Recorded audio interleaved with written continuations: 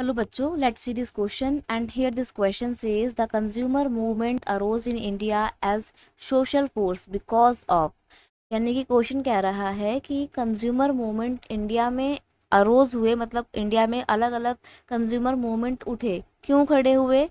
क्योंकि एक social force create हो रहा था। वो सोशल फोर्स क्यों क्रिएट हो रहा था वो आपको बताना है। ऑप्शन है food shortage, unethical and unfair trade practices, adulteration of food and edible oil and all of these.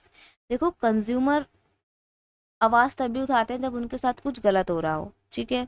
तो कंज्यूमर ने अपने मूवमेंट क्यों लॉन्च किए?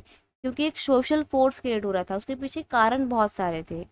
Due to the necessity of defending and advancing consumer interest against unethical and unfair economic practice, the consumer movement in India has become a social force।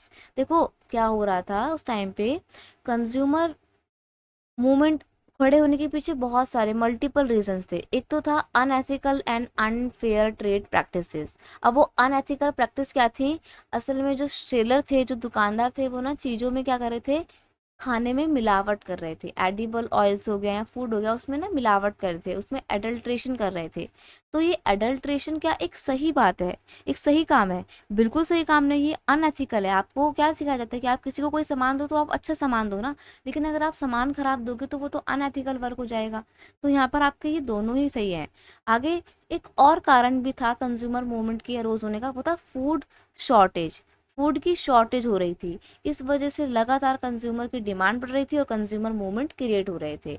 और यही कारण है कि जो सोशल फोर्स क्रिएट हो रहा था इन अलग अलग डिमांड्स को लेकर, इन्हीं सब चीज़ों ने, इन्हीं सोशल फोर्स ने आगे जाके कंज्यूमर मूवमेंट को बढ़ावा दिया। That is why option D, all of these is your correct answer, so you will have to mark option D.